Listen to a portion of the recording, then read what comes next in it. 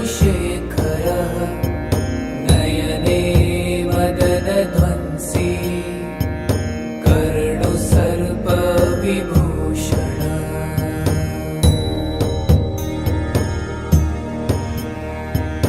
घ्राणं पातु पुरारातिर्मुखं पातु जगत्पति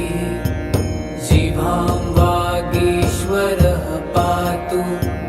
कन्धरां शीतिकन्धरः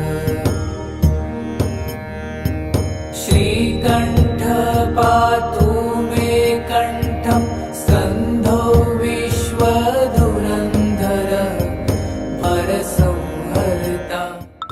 करो पातु पिनाकधृक्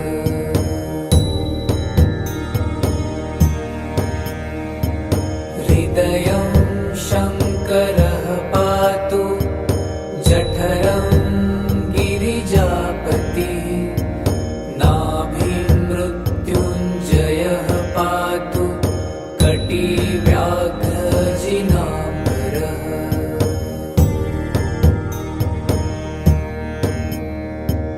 सक्थिनी पातु दीनार्थ शरणागतवत्सलः गुरुमहेश्वरः पातु जानुनी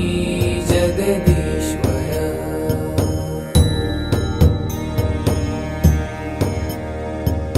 जङ्घे पातु जगत्कर्ता गुल्फौ पातु गणाधिपः चरणौ करुणासिन्धु सर्वाङ्गानि सदाशिवः